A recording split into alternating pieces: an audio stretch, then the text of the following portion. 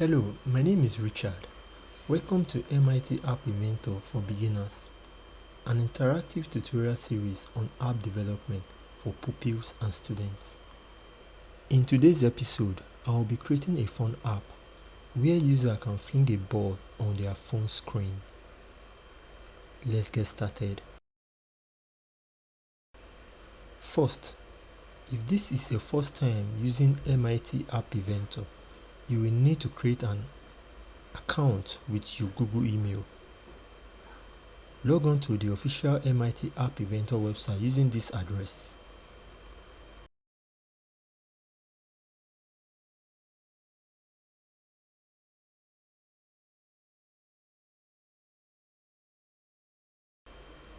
Create an account by clicking on the Create button. Provide your email address and password to complete the registration process. Next, follow the instructions on the website to download and install the required software for running Android emulator or on how to connect your Android phone using USB or Wi-Fi. Please refer to the provided instructions for detailed steps.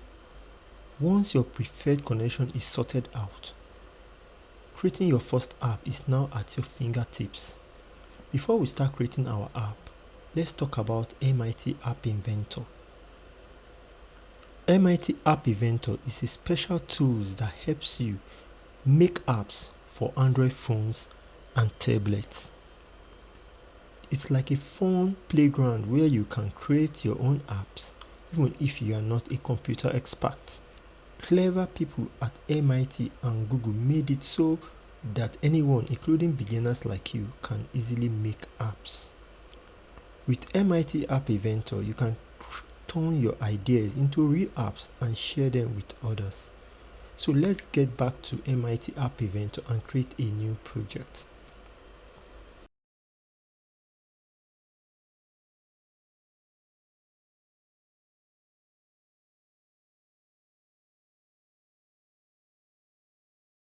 Give it a name you like and click OK. Select the new project you just created. This will take you to MIT App Inventor design environment where the user interface of your app will be designed.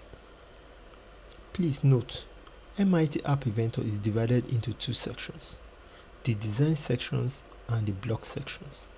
Right now, I'm in the design section. The design section is where you create how your app looks. It's like an art studio where you can choose and arrange different things for your apps, like buttons, pictures, and text boxes. You can drag and drop these things onto the screen and make them the right size, color, and text. So therefore, the design section helps you make your app look just the way you want it to. Now let's start designing the user interface for our app. Go to Drawing and Animation. Create and drop a Canva component onto the screen. The screen is like the main window of your app. It is where everything is shown. It decides how big the app looks, which way it is positioned, and other important things about how it looks. While the canvas is a special component that lets you draw and show pictures on the screen, just like a drawing board where you can make shapes, draw pictures, and do other fun things. So in all, we use Canva to create games and animation. Now let's customize the canvas. I will like the background color black, but you can choose any color you like. Give it a height and a width of fill parent, which takes the full width and height. Next, we will set up the ball. Go back to Drawing and Animation. Drag and drop the ball component onto the canvas. Now it's time to customize the ball size and color. I'll give it a radius of 15 and a color red, but you can choose your own preferred size and color. Remember, the higher the radius, the bigger the ball. This should be all for this design section. Great job. Now get ready to take it to the next level in the block section. Switch to the block section. The block section is where you give your app its superpowers. It's like a puzzle game where you connect blocks to make your app do things. Each block is like a special command or action. You can drag and snap these blocks together to create a sequence of action, like making things happen when you tap a button or when the app starts. You can also make your app remember things and do calculations. The block section helps you bring your app to life and make it do all the cool things you want it to do.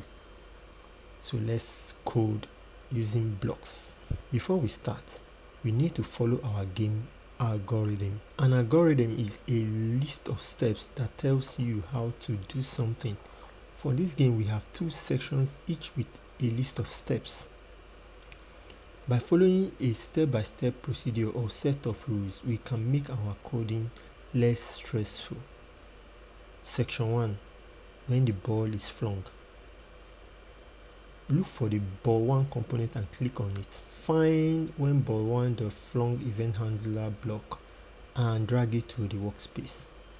Find set ball1 dot heading to block. Drag and add this block inside the event handler. Hover your mouse over the heading menu. Drag the get heading, snap it with the set ball1.heading to block. Find the set ball1.speed to block. Drag and add this block inside the event handler. Go to the math category. Look for the 0 block and drag it to snap it with the set ball1.speed to block. Change the value to an integer. For example, I'm going to change mine to 10. Know that the value determines the speed, so higher value makes the ball move faster when flung. Section 2. When the ball reaches the edge. Once again, look for the ball1 component and click. Find when ball1 dot edge reached event handler block and drag it to the workspace. Find the call ball1 dot bounce edge block. Drag and add this block inside the event handler. Hover your mouse over the edge menu on the when ball1 dot edge reach block. Click and hold, then drag get edge block to snap it with the ball call ball1 dot edge block. And that's all.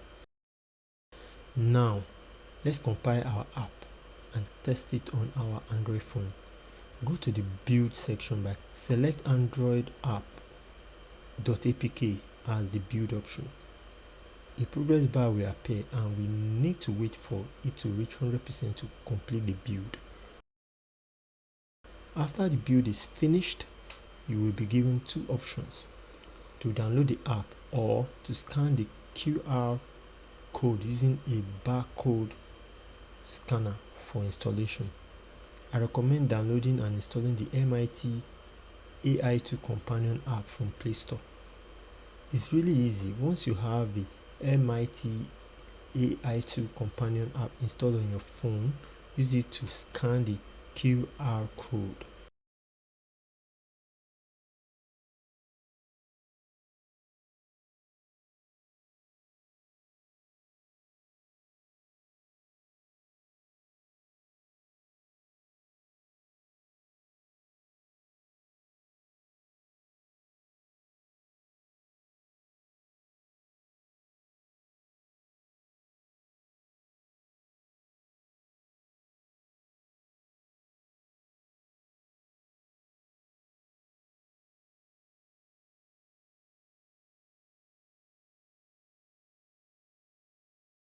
That's it. Your app will be installed on your Android phone and you can test it out.